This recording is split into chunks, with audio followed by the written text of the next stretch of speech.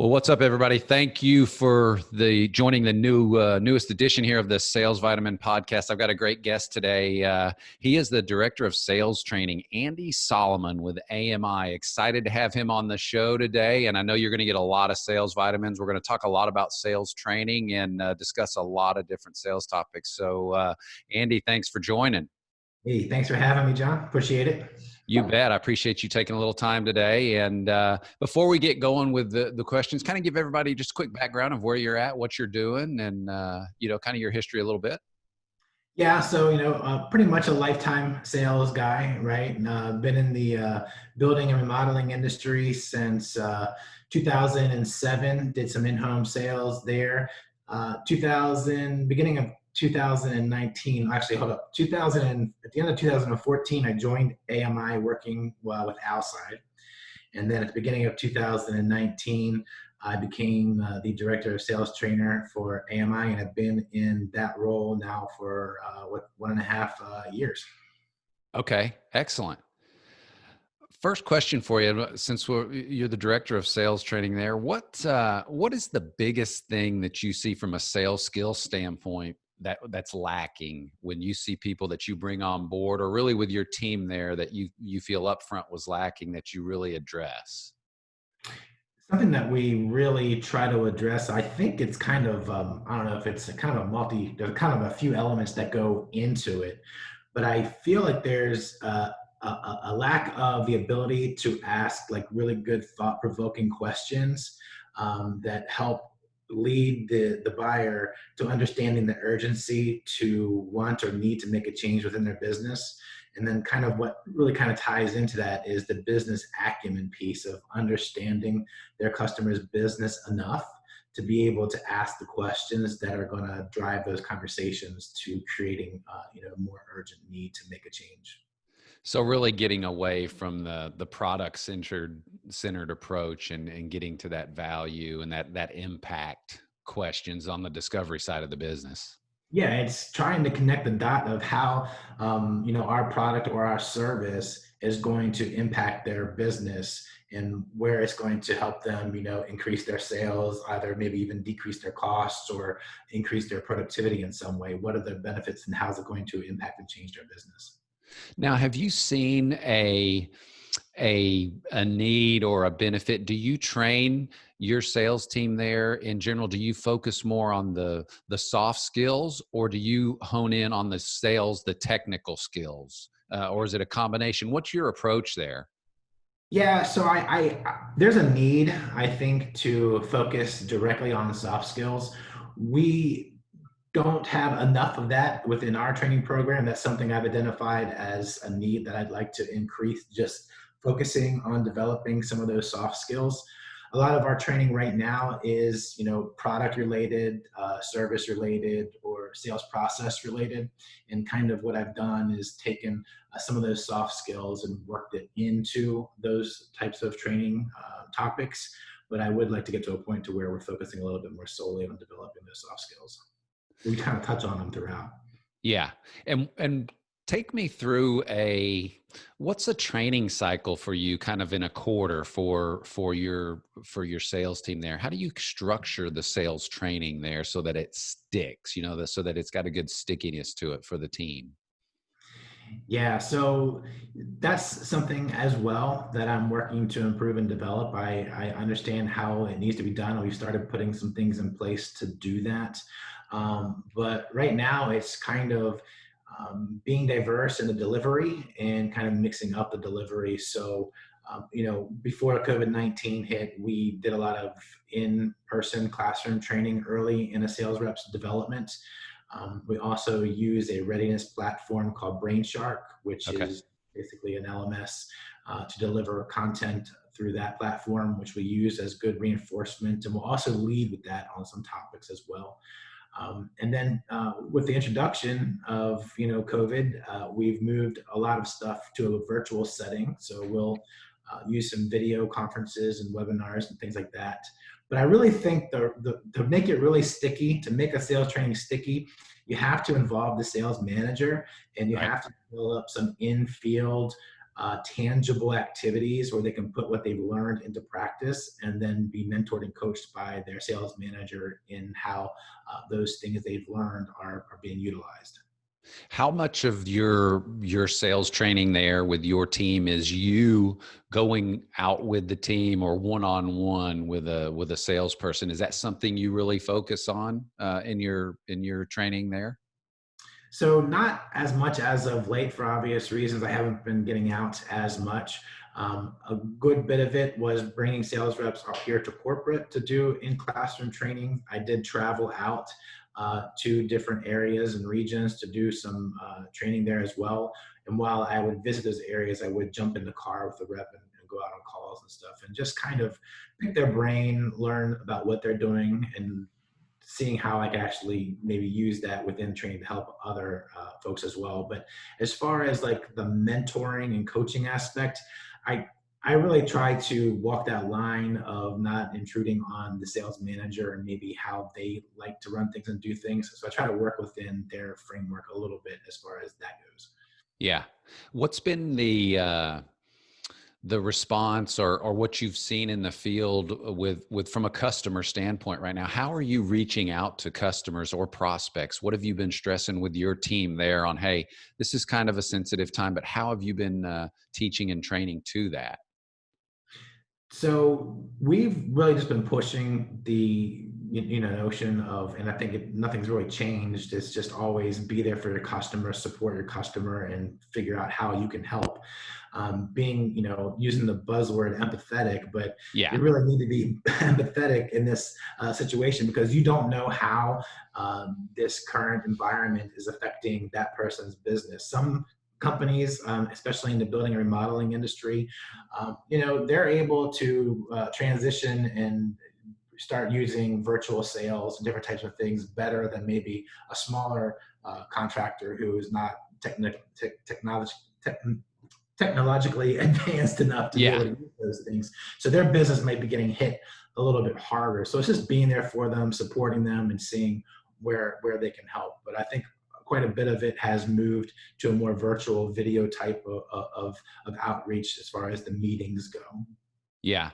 And do you see from your chair where you're sitting right now the future of sales training? Obviously, we're going to get through the pandemic and eventually, but right now and in the near future, where do you see sales training going? What's the direction of it?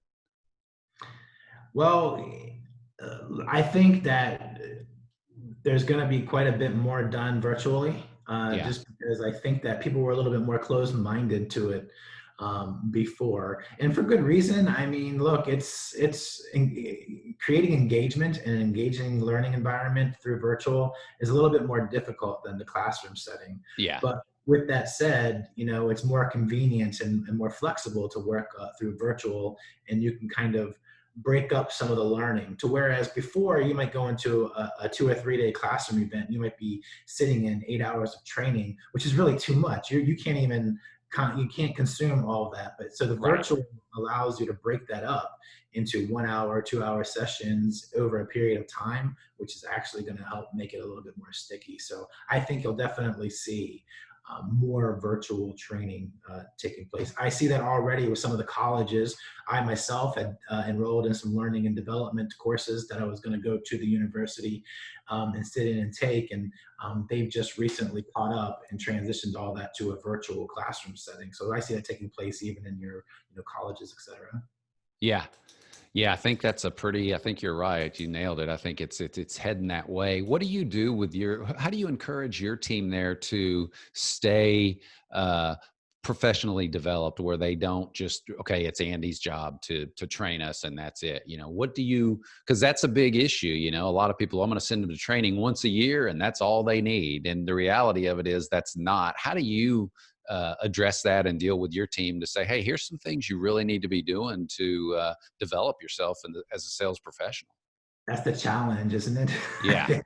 I think so because uh, I think that the percentage of people who are driven enough to seek out professional development on their own is not as great as the people who just kind of continue with their day to day and just do their job. And they'll do some training if you throw it their way, but they're not really going to go out of their way to go and find it. So I think it's kind of a mixed approach. I like to throw out kind of, um, I'm trying to think of the word to use here, but I guess open enrollment, I guess you would say, like, here's some training, take it if you'd like. And that, the people who are motivated enough to do so will. Right. Uh, but then there's other types of learning that's just kind of like mandatory. Like, here's the training, you have to learn this. This is the date it has to be completed by, and this is the topics you need to learn. But a culture change of developing people who take a more active approach in their own personal development takes a little bit of time. But I think that's a fun challenge that I have that I've been working through. Yeah. Uh, what's your recruiting message? If I were to say, hey, Andy, what would you tell this younger guy coming out of college, or this younger girl coming out of college that's interested in a professional sales career? What kind of advice would you give them right off the bat? Do it. Yeah. I would just say do it, and don't view it as, because out of college, I think some people take sales roles and they almost view them as a stepping stone. And I think that's a good thing, because I kind of contradicted myself there, but what I mean by that is, don't view just the sales or the sales profession as a stepping stone to something else. The sales profession, really, the sky is the limit. You Right. can do and become whatever you want to do in sales. You're in the driver's seat. You'll never have to worry about not having a job. You might be affected by, current economic situations, but even then you can pivot and try something different. So my advice would just be do it and go into it full steam ahead. Yeah. Yeah. I know that preconceived notion, like you said, it's a stepping stone that's out there, and you do hear that, but I hope we're getting past that in the sales field. What's the biggest shift you've seen, or the biggest change you've seen since you started in sales, and now you're the director sales training there? What are some of the big shifts that you've seen over the last 5 to 10 years in the sales profession? Well, I think in our industry specifically, there's a shift, and it's been slow and a painful shift. But in the building and remodeling industry, you had a lot of high pressure sales tactics taking place earlier within the industry. 70s, 80s, 90s. There's still a lot of it going on now today, but with homeowners and customers becoming more educated, having more options, being able to go and do their own research, and just becoming a little bit more empowered as a buyer. Those folks who worked on a high pressure sales or a one call close have found that they've needed to find ways to transition and still ask for the order, but almost do it in a much more less manipulative and more honest and upfront way. Yeah.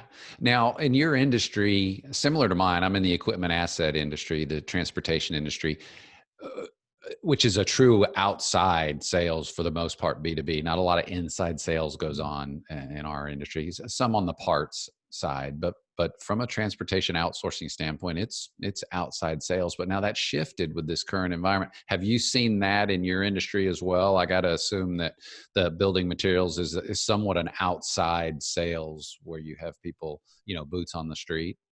Yeah, our guys are definitely boots on the street, outside sales, going business to business, face to face meetings is really what it's been about. And now quite a bit of that has had to transfer and become more of, and some guys are, and gals are better than others as far as utilizing a platform like Zoom to have a virtual meeting. Right. But I still think quite a bit of it is done by phone now, or email. We're kind of lucky that, in a sense, a lot of the construction industry was determined to be, I forget the word they used for it, but essential. Yeah, that's it. They Essential. were Yeah. essential business. So they were still conducting business and open. So there were still some meetings taking place, but social distancing needed to be part of it. A lot less of it, but more of it is transferred onto a virtual setting. Yeah. How about let's talk about the branding, personal branding in sales, Mhm. specifically from a social media standpoint, maybe. Do you train to that and really work with your team on that, or is that something you just kind of let your guys feel their way through on the use of LinkedIn or whatever medium that they feel comfortable, and your thoughts on that personal branding from a sales standpoint? Yeah, I think, personal branding is really important. It's something that really was a catalyst in my career. Like I said, in 2014, I started with Outside, and 2000 late 2017, 2018, I really started getting into my personal brand, and that really kind of helped open up doors for me with customers, as well as within my organization. But how we kind of present it to our salespeople is, we have like kind of an introductory social selling course. It's only like 60 minutes long, but we just give them some best practices on it. Yeah. And whenever we do a training, like right now, we're rolling out a new product, and within that product, we go through some sales process stuff and through some prospecting stuff, and we'll work in some social selling aspects into that as well. So I think it's important we speak to it. We advise them to do it. Not everybody, does it. I don't know how our industry is a bit slower to, a lot of contractors are out there doing the job. They're not on, social media, but Right. there's certain customers that are like larger builders and architects and et cetera. So it's still a learning experience for everyone, really. Yeah. And I think that kind of plays with the generational. I mean, you may have people there that are the Gen X, and then your millennial, and then your Gen Z. And as you bring the Gen Z and millennials on board, and as they're selling, they're a lot more comfortable. It seems, with the phone and with that process. Yeah, they are. They're using different types of technology to help support, their day to day, whether that be, task software, calendar software, um, different types of routing softwares for scheduling their meetings, et cetera, social media. So they're a little bit more adept. The older generation, not so much. They're more just pick up the phone and call you kind of thing. Yeah. Yeah. And it's same in the transportation industry. It's been very slow to develop to that It is. to Yeah. that medium. What about your um, sales training? Uh, if I were to say, hey, you're onboarding someone today, how do you kind of take that beginning salesperson or associate into your organization? Kind of walk me through the process. How do you onboard them and get them acclimated into what you're going to want them to become? Yeah, so we have, and it's kind of cool. I just kind of finished this up earlier this year, but it's a 90-day onboarding document. And basically, that walks them through their onboarding with a lot of different, it kind of combines all the different resources that we have as far as training goes, as well as different events and resources they need to tap into to kind of develop along the way. It ties in the manager with different kind of field activities, but really kind of they come on board, they get their document, they do their onboarding paperwork. They have some initial Brain Shark product training stuff that they go through, introductories, kind of orientation through our readiness platform, which is, Brain Shark. Then they are scheduled within their first few months of being hired to come up to corporate for an in-class training. We haven't done one of those recently, but hopefully Right. soon we'll be able to. That's where they get kind of their 3-day fire hose of sales process, product training, systems, and they get introduced to the company and the culture and different departments. Then they're back out in the field working on that document and going through a lot of the different training resources that we have. And there's a mix of how that's delivered throughout the first 90 days. Okay. So a pretty good emphasis on that first 90 days. I think that's important because that's where a lot of things, if a company just throws the sales professional in there and says, hey, go find business, you typically don't have a lot of success there. Well, that's what you find mostly. I think, a lot of companies feel like they hired an experienced salesperson, so they can give them a desk and a desk, a phone, and a call list, and they can make something out of it. But I think the companies who find a way to support those new customers, those new salespeople with training are only going to obviously put them in a better position to succeed. Yeah. What are some of the resources you're using there? You talked about Brainshark, but what else are you using, from a CRM system or some demo capability, those types of things? What are you using from your side, from the training side with the sales team? Yeah, I mean, mostly we'll use HubSpot for a few things. Okay. Mostly use Brainshark for our readiness platform.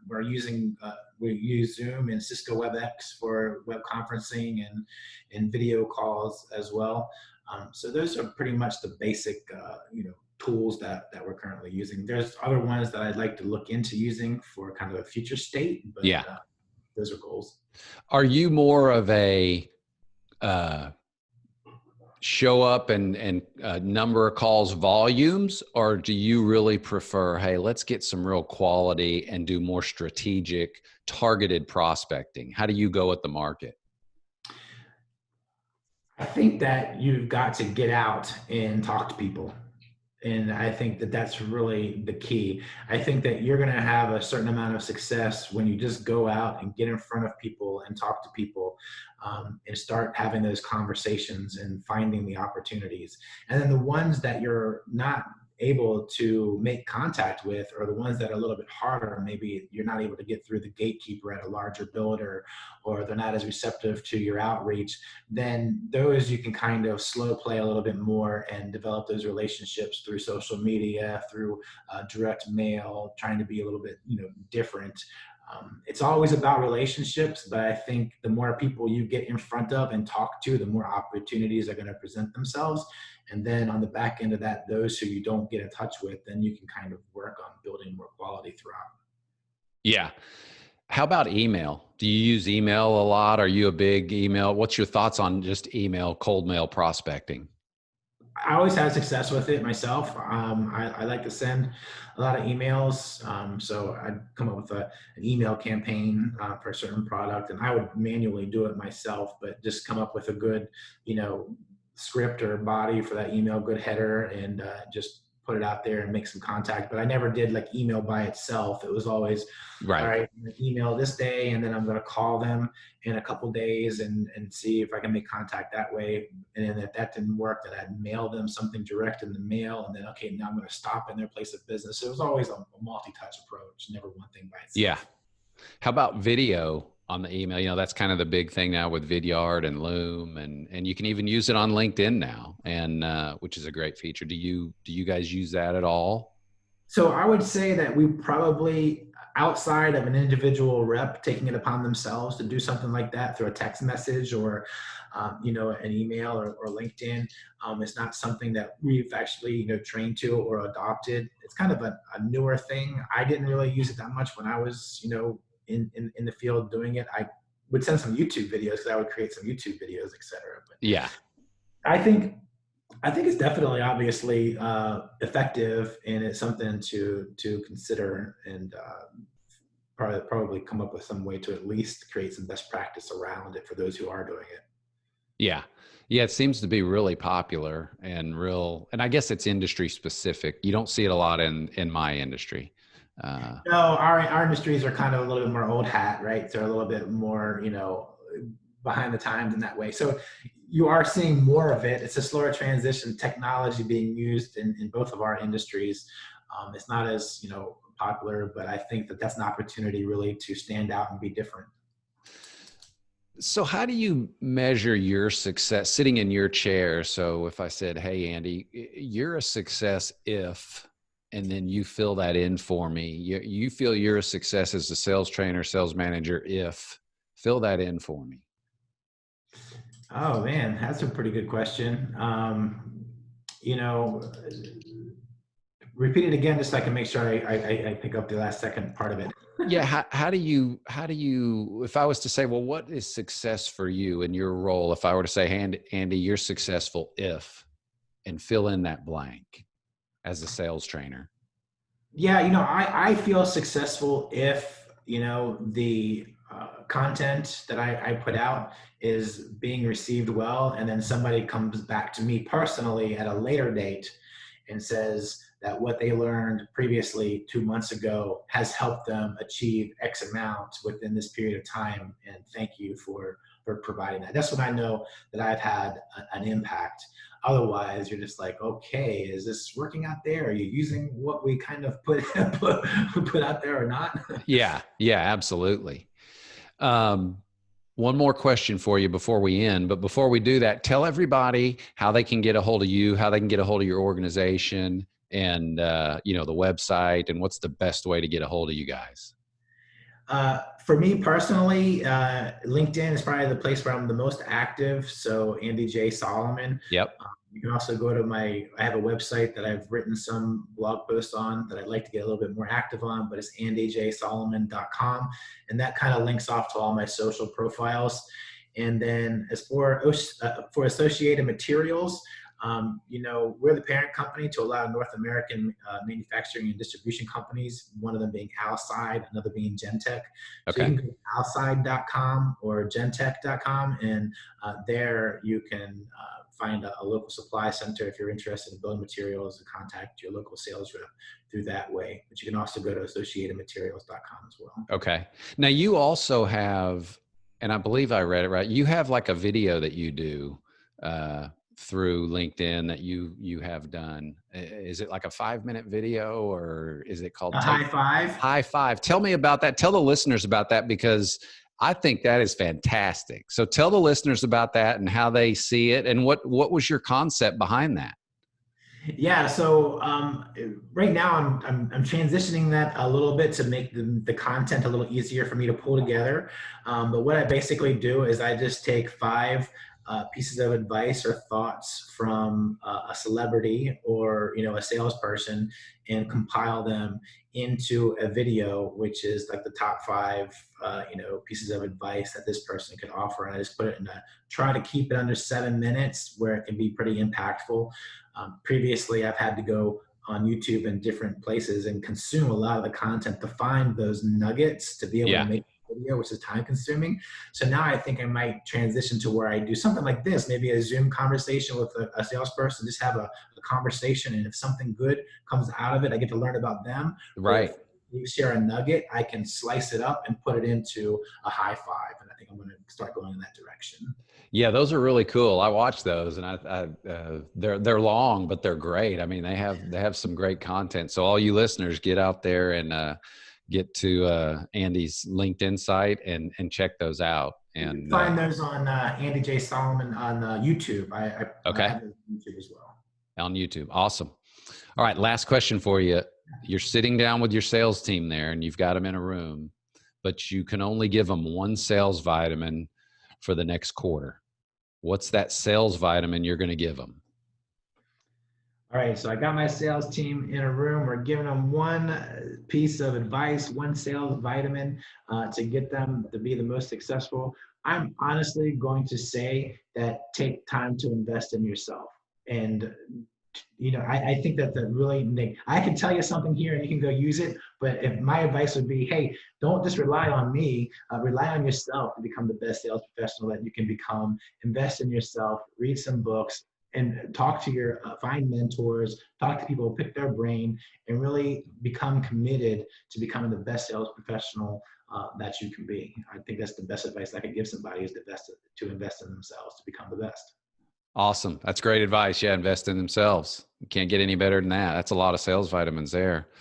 Well, Andy, thank you for being on. Everybody get out to his LinkedIn site, connect with him. He's got a lot of great content out there, and I know you'll enjoy it. I appreciate you coming on and sharing your sales knowledge and your wisdom, and I know the listeners are going to get a ton out of this.